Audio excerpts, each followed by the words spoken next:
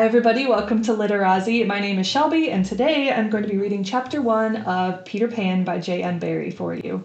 And if you would like to follow along, you can purchase the book. There's a link in our description for that as well. So without further ado, let's get into Peter Pan. Chapter 1, Famous Last Words. All children grow up. All except one. Wendy learned this when she was playing in the garden one day at the age of 2. She brought her mother a flower, and Mrs. Darling hugged her and said, "Oh, why can't you stay like this forever and ever?" Before that day, Wendy didn't realize she wouldn't stay the same. Wendy had 2 younger brothers, John and Michael. They were growing too. Mrs. Darling stayed home with the children while Mr. Darling went to work in stocks. His stocks didn't always work for him, however, and so the family had to scrimp and save. They still had a nanny, of course, because all the other families in the neighborhood had one, and Mr. Darling cared very much about keeping up with the neighbors. But the Darlings were poor, and so their nanny was actually just a giant Newfoundland dog named Nana. Nana was an interesting nanny, to say the least. She didn't believe in all this newfangled talk about germs. Sometimes she would lovingly lick the children right after she licked her own foot. Mr. Darling was ashamed of Nana, and sometimes he was cold to her as a result. He shouldn't have been. She was actually quite a treasure. If the children wandered or dilly-dallied on their way to school, she would bump them with her big head to get them back on track. She never once forgot John's soccer uniform, and she usually carried an umbrella in her mouth instead of a bone in case of rain, and it did rain quite often in England. All in all, the Darlings were a normal, happy English family. Until, that is, the arrival of a boy named Peter Pan. Mrs. Darling had never heard of Peter Pan until one day when she was tidying up her children's minds. Most good mothers do this after their children are asleep, as if minds are drawers and children's memories are underwear and socks that need to be neatly folded and put away. Oh, how Mrs. Darling would wrinkle her forehead sometimes at the sweet things she found in her children's minds, wondering where on earth they had picked them up. These things she would lay out and lovingly smooth on the bed for the children to slip on first thing in the morning.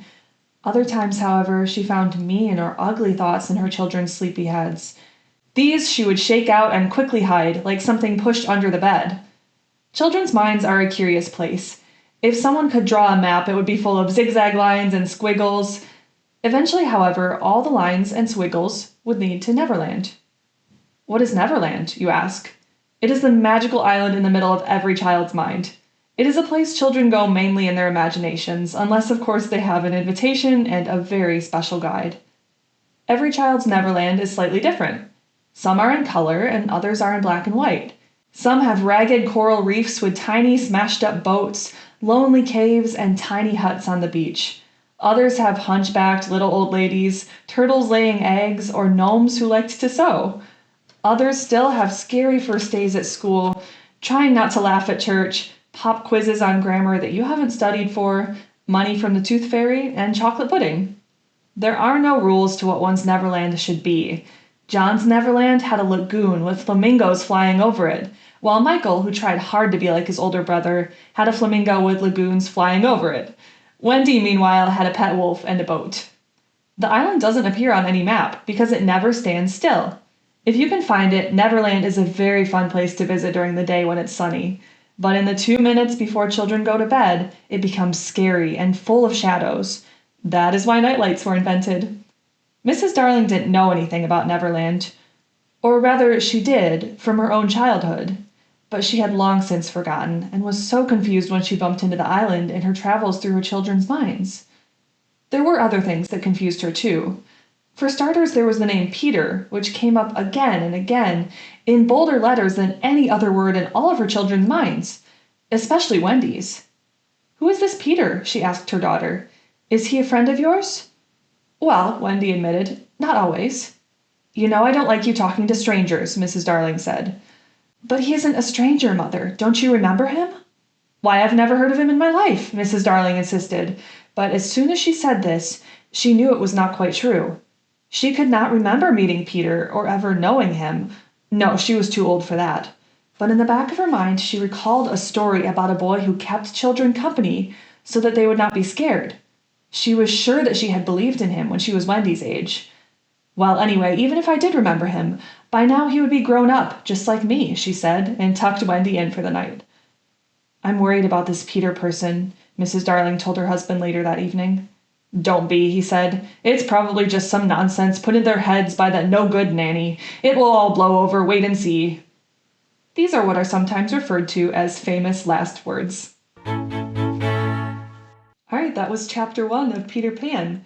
Some things that I really love right off the bat are how humorous it is, even from the first chapter, and how whimsical it is. It really captures what it's like to be a child so well, and I love reading books like that as an adult because it kind of brings you back to your childhood. But yeah, very lighthearted and whimsical, easy to read too. This would be really, really good for both kids and adults because it grabs your attention, but it's also not hard to understand. And yeah, there was one line that really I loved.